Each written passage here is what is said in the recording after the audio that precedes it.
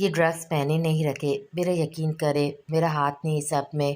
سارا نشہ حیران ہو چکا تھا۔ رات ہی اب تو جسم پہ کپ کپی سی طاری ہو رہی تھی نمرا خان کے، کیونکہ جیل کا پانی بھی حلق سے اتارنا اذیت ناک تھا۔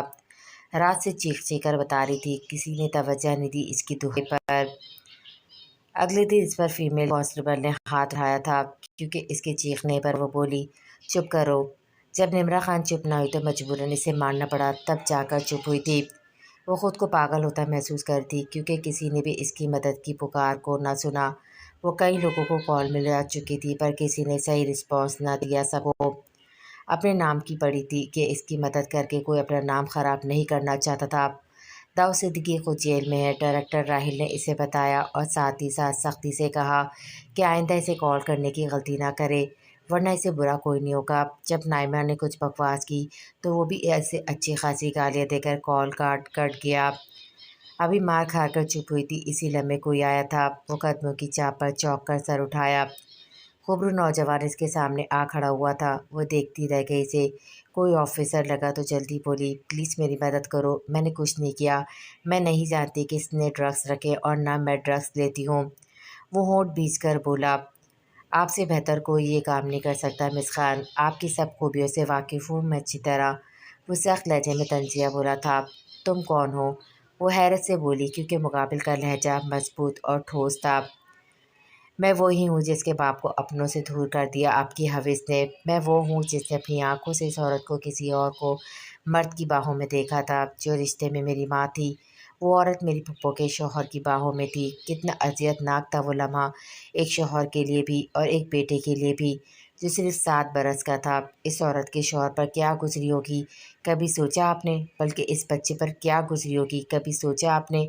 نہیں، کبھی نہیں۔ مجھے پورا یقین ہے اپنی پوری زندگی میں کبھی کسی لمحے آپ کو نہ اس شوہر کا خیال آیا ہوگا، نہ اس بیٹے کا۔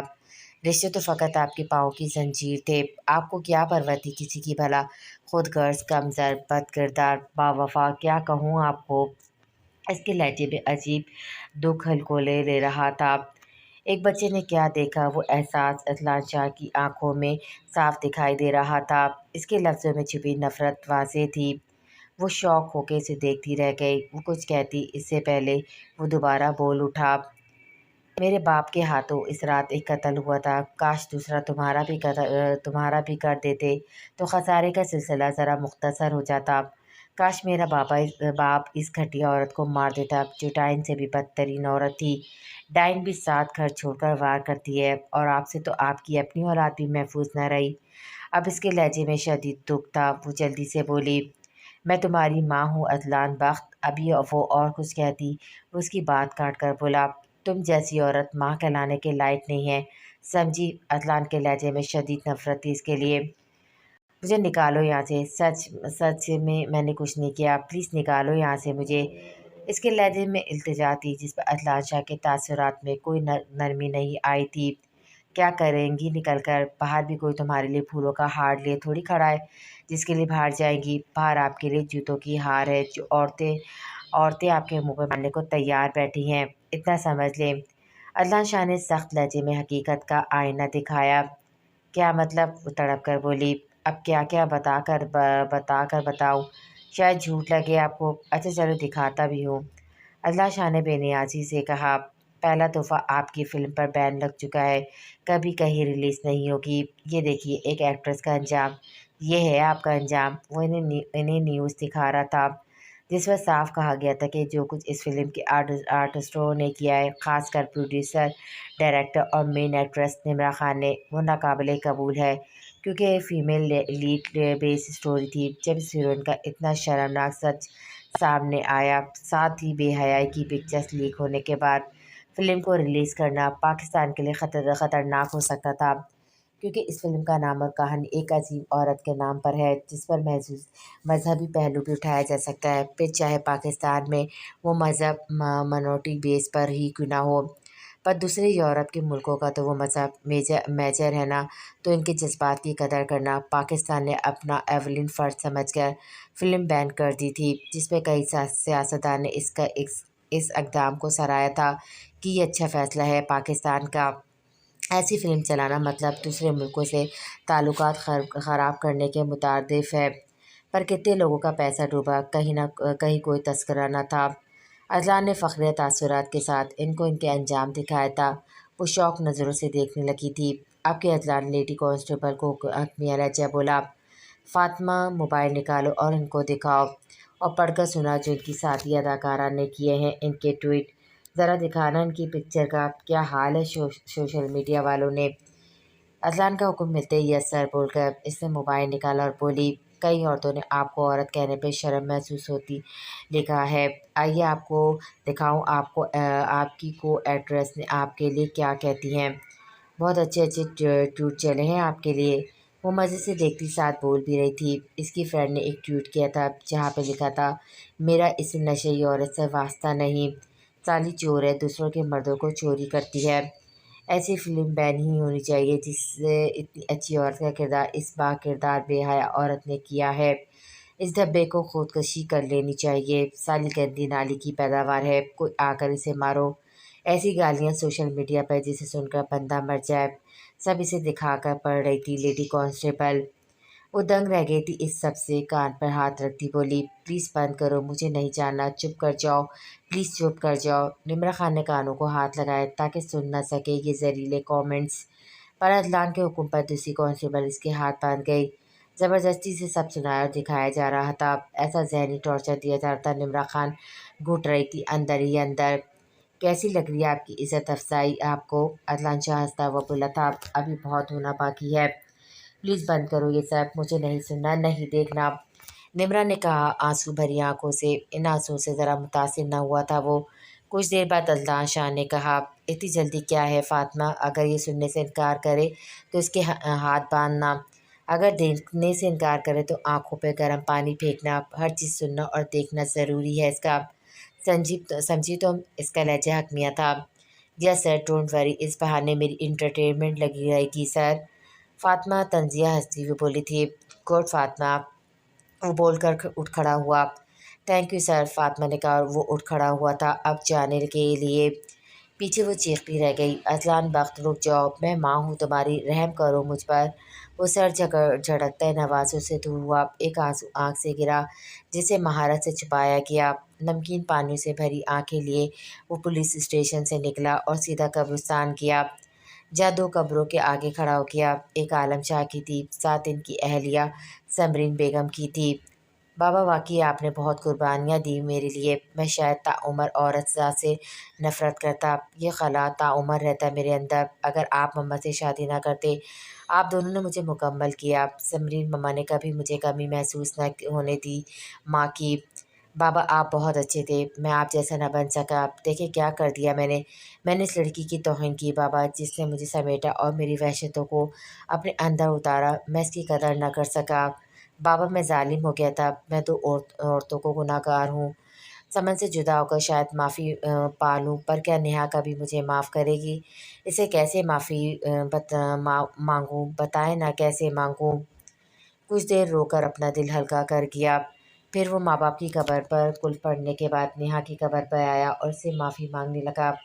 کافی دیر معافی مانگتا رہا، پھر کل پڑھ کر اٹھ کھڑا ہوا۔ آج کافی حد تک خود کو ہلکا پھلکا محسوس کرنے لگا۔ گھر آ کر سمن سے بات کر کے اس کا فیصلہ جاننا چاہتا تھا، پر وہ تب پرسکون ہو کر سوئی تھی بچوں کے ساتھ، اس کی ہمت نہ پڑی اسے اٹھانے کی، کمرے میں آ کر سو گیا۔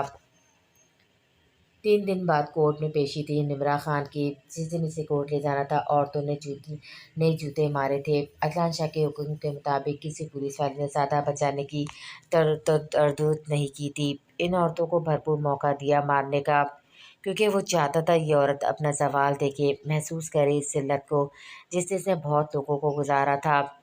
ایسا لگ رہا تھا دنیا تنگ پڑی تھی ان لوگوں پر۔ کئی اور کیس چل نکلے تھے جس میں کئی نئی ہیروئن نے داؤد صدیقی اور سعد ملک کے کالے کرتوت کھولے تھے، جس میں سر فہرست ہراسمنٹ تھا۔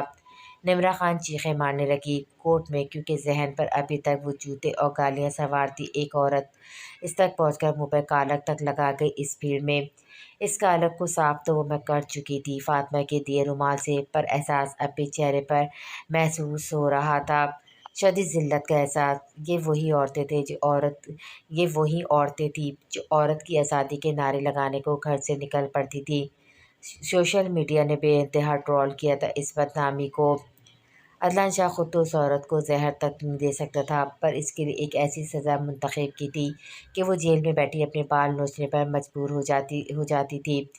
ایک فیمیل کانسٹیبل اس پر بنے میمز، اس فحاشیت کے ٹویٹ دکھا کر ذہنی ٹارچر کرتی آئی تھی۔ صحیح معنی میں وہ دیواروں پر سر پٹکنے لگی تھی۔ خدا را مجھے رسی دو، میں خودکشی کر لوں گی، میں گھٹ گھٹ کر نہیں مرنا چاہتی۔ وہ ہاتھ جوڑے التجا کر رہی تھی۔ سب گونگے اور بہرے بن گئے تھے اس کی التجا پر۔ سلاخوں پر سر پٹکتی، کبھی ماتھا پیٹنے لگتی، ہر جگہ اسے مانور ہنستی نظر آتی، اس کا مذاق اڑاتی نظر آنے لگتی، پھر کسی وقت مہانور رونے لگتی اور اسے اپنی تکلیفوں کا ذمہ دار کہنے لگتی، اس کا گلا دبانے کو بڑھتی، جس پر وہ چیخنے چلانے لگتی، بچاؤ مجھے، پلیز مجھے بچاؤ اس سے، یہ مار ڈالے گی۔ وہ چیخ چیخ کر سر پہ اٹھا لیتی سیل کو، کسی وقت چپ نہ ہوتی تو فاطمہ اس پر ہاتھ اٹھاتی چپ کرانے کے لیے۔ وہ نیم پاگل سی ہونے لگی تھی، پر پھر بھی جیل میں اسے رکھا گیا تھا۔ ساتھ ملک کا تو کچھ پتہ نہ تھا، کہاں غائب، کیا نیب نے اسے کسی کو بتایا نہیں تھا۔ عدنان شاہ گھر بیٹھا ٹی وی پر دیکھتا رہا جب نمرہ خان کو جوتے مارے گئے یا کالک لگی تھی، کیونکہ اگر اس کے سامنے ہی ہوتا تو شاید برداشت نہ کر پاتا، اس لیے وہ وہاں نہ تھا۔ کم فورس رکھی گئی تھی، جانتے ہوئے حالات بے رخ اختیار کر سکتے ہیں۔ اسی لمحے سمن آ کر وہاں بیٹھی اور خود ہی بولی، ایسا لگتا ہے جیسے پولیس خود چاہتی اس عورت کے ساتھ یہ ہو، ہے نا؟ ایسا ہی ہے نا؟ سمن نے یقین سے کہا۔ شاید، عدنان شاہ نے کہا، ہونٹ بیچ گیا، اس لمحے خود کو باز رکھا کچھ کہنے سے۔ ویسے یہ ڈیزرو کرتی ہے یہ سب۔ عدنان نے لمحے بھر کو چپ ہونے کے بعد کہا تھا، اچھا، سمن نے کہا۔ دونوں کی نظر ٹی وی پر مرکوز تھی کہ اچانک عدنان بولا، تم نے اپنا فیصلہ نہیں بتایا سمن اب تک؟ کچھ لمحے سے بغور دیکھنے کے بعد وہ سخت اور مضبوط لہجے میں بولی، تو اس کا انداز بہت کچھ پاور کرواتا ہوا تھا۔ پہلے ذہنی اذیت دے کر اب رہائی نوید دے کر مہان بننا چاہتے ہو عدنان شاہ، تو معاف کرنا، تو میں خود غرض نہیں ہوں تمہاری طرح۔ بچوں کو ماں کا پیار دے کر اب ان سے دوسری ماں چھیننے کی میرے اندر ہمت نہیں ہے، جبکہ پہلے ہی خدا نے ان سے ایک ماں چھین لی ہے، اس لیے بچوں کو ہم دونوں کی ضرورت ہے۔ ماں باپ کی محبت پانا ان کا حق ہے، سمجھے؟ اور ان کا یہ حق ان سے کوئی نہیں چھین سکتا، نہ میں نہ تم، سمجھے؟ آئندہ یہ بات تمہارے منہ سے نہ سنوں، سمجھے؟ وہ اٹھنے لگی، وہ اس کا ہاتھ تھام گیا اور بولا، پلیز بیٹھ جاؤ۔ آج اس کا اندازہ استحقاق بھرا نہ تھا، اس لیے عدنان شاہ کے کہنے پر وہ بیٹھ گئی۔ سمن، جو کچھ میں نے نیہا کے ساتھ کیا اس کا مجھے اچھی طرح احساس ہو چکا ہے۔ وہ میرا اور نیہا کا معاملہ تھا، جس کی صفائی تم کو دینا سراسر توہین ہوگی میرے اور نیہا کے تعلق کی، اس لیے آج کے بعد کبھی تم یہ خیال دل میں نہ لانا کہ مجھے تمہارے آگے شرمندہ ہونے کی ضرورت ہے، صرف اس وجہ سے کہ وہ تمہاری بہن ہے۔ وہ تمہاری بہن تھی، اسے روک لیتی، مجھ سے بزدل کر دیتی، دور کر دیتی مجھ سے، اپنا اختیار استعمال کر کے مجھے سزا دیتے اس کی حیاتی میں، تو پھر یہ جائز بات تھی۔ تم اس کا انتقام لینے کا کوئی اختیار مجھ پر نہیں رکھتی۔ آج کے بعد اس حوالے سے میں تم سے کوئی بات نہیں کروں گا۔ میں تمہیں آزادی کی نوید دی، تم نہیں ہونا چاہتی، تمہاری مرضی۔ اس کا انداز لٹ مار لگا، جس پر چڑھ کر سمن بالی جلدی سے چڑھ کر بولی، تم سمجھتے کیا ہو خود کو؟ اس کی بات کاٹ کر بولا، ایک منٹ، ابھی میری بات مکمل نہیں ہوئی، مجھے اپنی بات کرنے دو مکمل۔ وہ اسے دیکھتی رہ گئی اس کی ازلی دو ٹوک انداز پر۔ ہاں، تو میں کہہ رہا تھا کہ غلطی ساری میری تھی، جو کچھ ہوا۔ وہ حیران ہوئی۔ میں نے سوچا تھا اس بات کو اب کہنے کا کوئی فائدہ نہیں، پر مجھے لگتا ہے یہ تمہارا جاننا ضروری ہے کہ تمہیں مکمل حقیقت سے آگاہ کر دوں۔ ہاں، یہ میری غلط فہمی تھی کہ میں سمجھا نیہا کے ساتھ میرا رشتہ ہو رہا ہے، کیونکہ اس کی سرچ درج ہی ایسی تھی پہلی ملاقات میں، جبکہ مجھے پہلی نظر کی محبت تم سے ہی ہوئی تھی۔ مجھے تم چھوٹی اور وہ بڑی بہن لگی تھی۔ ضروری آفس سے بلاوا آیا تھا، جو جلدی میں اپنی ماں سے کہہ کے کہ مجھے چھوٹی کے ساتھ کرنا ہے یہ رشتہ، یہی میری غلطی تھی۔ لمحے بھر کو ایسا سانس لینے کو رکا، شاید لمبی مسافت کی تھکن تھی اس اعتراف میں، اس لیے لمبا سانس خارج کرتے ہوئے دوبارہ گویا ہوا، نکاح کے بعد مجھے پتہ چلا تم وہی تھی جس سے میرا رشتہ ہونا تھا۔ میں تم سے عشق کرنے لگا تھا، تمہیں سالی کے روپ میں دے کر میں ایک خول میں سمٹ گیا۔ نیہا کو دینے کے لیے میرے پاس کچھ نہ تھا سوائے خسارے اور وحشتوں کے۔ وہ معصوم تو وہ بھی اپنے دامن میں سمیٹنے کو تیار تھی۔ وہ بہت اچھی اور معصوم تھی۔ غلط میں تھا، کاش قسمت اور تقدیر پر بھروسہ کرتا تو یہ سب نہ ہوتا۔ کاش میں قسمت کا لکھا سمجھ کر مان لیتا، یا تو یہی سوچ لیتا کہ تمہاری بہن تری خوشبو بھی اس میں بستی ہے۔ سوچ کر صبر کرتا تو شاید یہ نہ ہوتا، آج اپنے عشق کے آگے شرمندہ نہ ہوتا۔ اگر نیہا کو بے انتہا پیار دیتا تمہاری بہن سوچ کر ہی تو کم سے کم تو یوں ملتی، تمہارے آگے سرخرو ہوتا، تمہاری نظر میں میری عزت ہوتی۔ یہ سوچ کر کہ جتنا وقت بھی میری بہن اس کی بیوی رہی، بہت خوشیاں دی اس شخص نے۔ قابل محبت نہ صحیح، کم سے کم مجھے قابل عزت تو سمجھتی، اور میں تو وہ بھی حاصل نہ کر سکا۔ دیکھو کتنا بد نصیب ہوں، یوں اپنے عشق کے آگے شرمندہ ہوں، اور جانتا ہوں تم کبھی مجھے نہ عزت دے سکتی ہو نہ محبت۔ میری بدقسمتی دیکھو، جو دکھ میں نے تمہاری بہن کو دیے تم کبھی نہیں بھولو گی۔ اس کی ڈائری پڑھنے کے بعد میرے عشق کو مجھ سے یوں ہی ملنا تھا، یوں ہی میرے خدا نے میرے نصیب میں لکھا تھا۔ اس آزمائش کے بعد میں اپنی آزمائش میں بری طرح فیل ہو چکا ہوں، جانتا ہوں۔ کاش انسان میں تھوڑا صبر ہوتا اور اللہ پر کامل یقین ہوتا تو آج میں تمہارے آگے سرخرو ہوتا، نہ کہ یوں سر جھکائے مجرم بنا کھڑا ہوتا۔ میں تمہیں کبھی بھی اپنی بے بچی سمجھا نہیں سکتا۔ نیہا کو اپنے نکاح میں لینے کے بعد جو مجھ پر گزری، کس رو میں آ کر میں نے وہ سب کیا اور کیوں کیا، یا غلط کو صحیح سمجھ کر کیوں کیا، کبھی نہیں سمجھ سکتا۔ اور یہ سوال ہمارے بیچ رہے گا جس کی صفائی دینا میرے بس سے باہر ہے۔ جس دن تم کو اس سوال کا جواب سمجھ میں آئے گا تم خود آؤ گی میرے پاس، اور یاد رکھنا میں کبھی بھی اب تمہاری طرف بڑھ کر تمہیں اور کوئی اذیت دینے کا سوچ بھی نہیں سکتا۔ یہ رشتہ اور اس کی ڈور میں تمہارے ہاتھ میں دیتا ہوں، تم جس طرف چاہو جب چاہو موڑ سکتی ہو، تمہیں اختیار ہے۔ بچوں کی تو تم ماں بن چکی ہو، وہ رہو گی۔ تمہارا اور میرا تعلق ہمیشہ سوالیہ نشان کی طرح ہی رہے گا ہمارے بیچ۔ صرف اتنی امید کرتا ہوں تم بچوں کے سامنے ایسا کچھ نہیں کرو گی جن سے ان کو محسوس ہو کہ ان کے ماں باپ میں کسی قسم کی رنجش ہے، یا ان کے رشتے میں کوئی ایب نارملٹی ہے۔ وہ چپ ہو گیا اور وہ دیکھتی رہ گئی اس کا چہرہ، جس کے چہرے پہ جھوٹ کا شعبہ نہ تھا۔ سمن کے دل نے گواہی دی کہ وہ ایک ایک لفظ سچ بولا ہے، پر پھر بھی اس کے پاس دینے کو ایک لفظ تسلی کا نہ تھا۔ سوری اطلان شاہ، میرے پاس دینے کے لیے تمہیں تسلی کا ایک لفظ بھی نہیں ہے۔ شاید کسی اور کے منہ سے سنتی تو ایک لمحے کے لیے افسوس ضرور ہوتا جو تمہارے ساتھ ہوا، پر یقین مانو جو میری بہن کے ساتھ ہوا وہ اذیت میں نہیں بھول سکتی، کیونکہ اس سے میرا خون کا رشتہ تھا تو مجھے وہ سب سے زیادہ عزیز ہے۔ اس کا درد میں اپنے اندر محسوس کرتی ہوں۔ میں تم پر اس عشق کی دہائی ممنوع کرتی ہوں، یہ رشتہ ہمارے بیچ ہمیشہ سوالیہ ہی رہے گا۔ وہ شدت سے کہتی اٹھ کر چلی گئی۔ وہ اسے جاتا دیکھتا رہ گیا، پر آج دل سے بوجھ اتر گیا تھا اپنی ان کہی کہہ کر۔ تمہیں یہ پاکستان بھیجنا ہے، سارم نے کہا جلینا نے مہانور کے لکھے صفحے دیکھ کر۔ ان صفحوں کے پلندوں میں کیا ہے جلینا؟ سارم نے پوچھا۔ تم مت پڑھنا بس، جلینا نے کہا۔ پر کیوں؟ سارم نے حیرت سے پوچھا۔ خود کو اذیت دو گے کسی کا لکھا دکھ پڑھ کر؟ جلینا نے کہا۔ پلیز جلینا، پڑھنے کی اجازت دو، سارم نے کہا۔ پھر خود پچھتاؤ گے، تمہاری کہی ایک بات کی وجہ سے سلطان نے یہ مان لیا کہ اس دن شاپنگ مال میں حملہ کس کی سازش ہے۔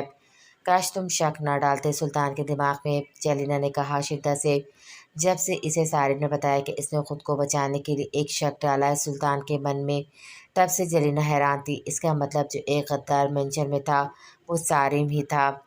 تم نے خود کہا تھا جس دن سلطان کا یہ مینشن تباہ ہوگا اس دن مجھے اور میرے عشق کو مانو گی، تو مجھے تو تیاری کرنی تھی نا اسے ختم کرنے کی۔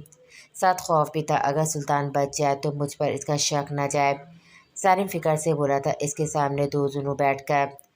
تمہارا عشق اتنا خود غرض کیوں ہے سارم؟ میں ایسے عشق کو خود پر ممنوع سمجھتی ہوں جو کسی اور کی اذیت کا باعث بنے۔ دیکھ لو جا کر مانور کی حالت، آدھ مرا کر چکا ہے سلطان۔ سارم مجھے تم سے یہ امید نہ تھی، تف ہے تم پر، افسوس ہے تمہارے اس عشق کے دعوے پر۔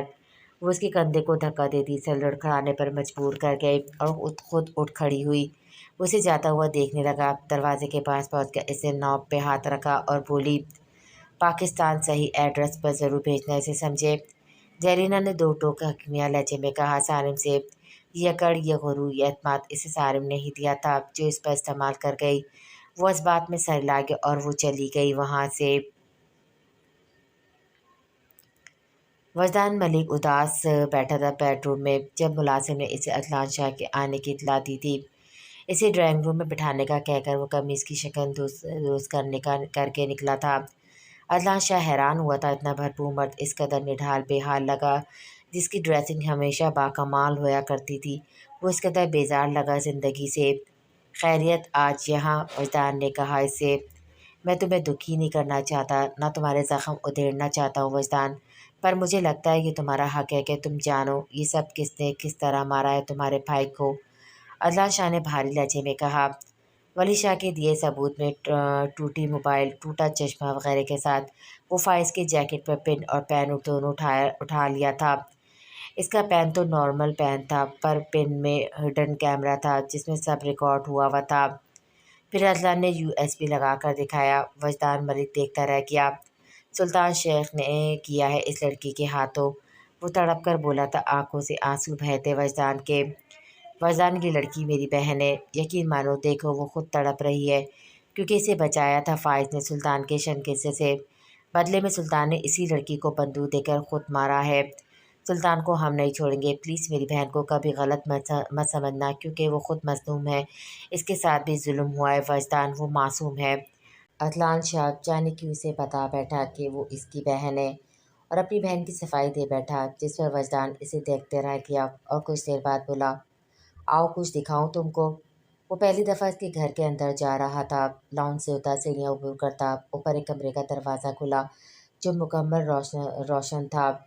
اس کمرے کی بے انتہا روشنی نے عدنان میں اس کی آنکھوں کو چکا چوندھ کر دیا گیا، اور اس کی حیرت کی انتہا نہ رہی جب چاروں طرف ماہ نور کی تصویریں لگی تھی، کچھ اس کی یونیورسٹی کی تھی پکچرز، جس میں 2 چٹیاں بنی ہوئی تھی، کہیں کسی سٹائل میں، کہیں کسی پودے کے پاس کھڑی، کبھی گارڈن میں بیٹھی، کبھی پانی پیتی ہوئی، کہیں کچھ کھاتی ہوئی۔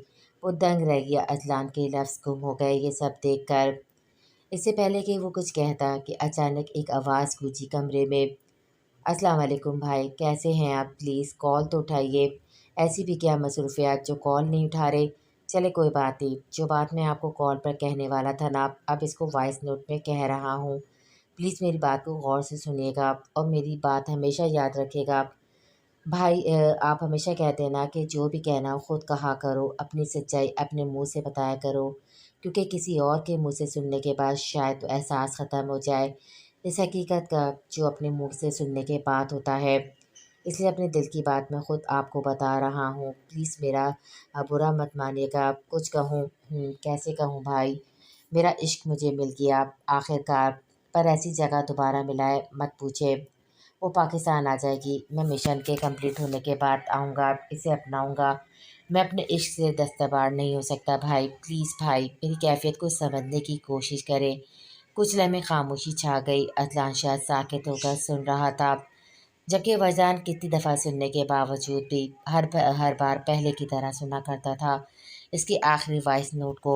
پھر آواز گونجنے لگی کمرے میں، بھائی آپ کو فرق پڑے گا اس کے پاس سے، پر یقین کریں مجھے کوئی فرق نہیں پڑا یہ سب جاننے کے بعد کہ وہ نہیں رہی جیسا کسی بھی لڑکی کو ہونا چاہیے۔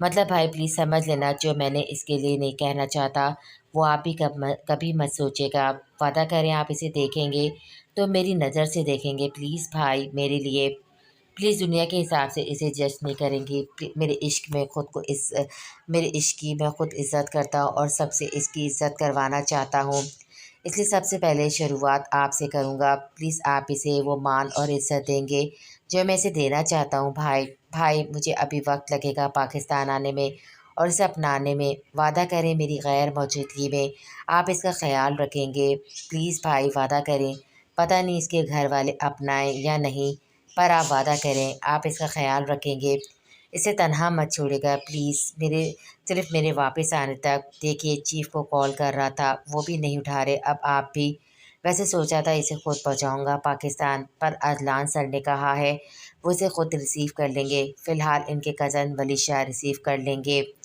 پلیز بھائی پھر سے کہتا ہوں کہ اس کا خیال رکھیے گا، اسے اکیلا مت چھوڑیے گا، وہ بہت زیادہ تکلیف میں ہے، بہت زیادہ اذیت اس نے سلطان کی سہی ہے، تو پلیز آپ سے التجا ہے کہ آپ اس کا خیال کیجیے گا۔ بھائی اس وقت وہ بے ہوش بیڈ پہ پڑی ہے، دیکھے کس قدر اذیت میں ہے وہ ابھی بھی۔ اس کا معصوم چہرہ اس پر گزری دکھ اور تکلیف کو واضح کر رہا ہے۔ بھائی اس چہرے کو میں ہنستا کھلکھلاتے ہمارے آنگن میں دیکھنا چاہتا ہوں۔ ہمارا مکان تب گھر بنے گا جب میرے ساتھ اس آنگن میں وہ کب کھلکھلائے گی، اور اس سب میں سب میرا ساتھ دیں گے نا آپ؟ کہیں آپ اس کے خلاف تو نہیں ہو جائیں گے دنیا داری کا سوچ کر؟ پلیز بھائی اسے میری نظر سے دیکھیے گا۔ جب میری نظر سے دیکھیں گے تو وہ آپ کو دنیا کی سب سے پیاری لڑکی لگے گی۔ بھائی اپنا اور اس کا خیال رکھے گا۔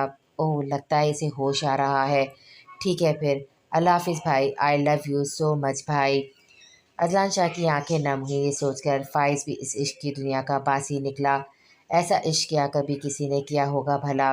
عشق عزت احترام اور تحفظ کے ساتھ محبت دیتا ہے تب ہوتا ہے مکمل۔ واقعی اس کا عشق مکمل تھا۔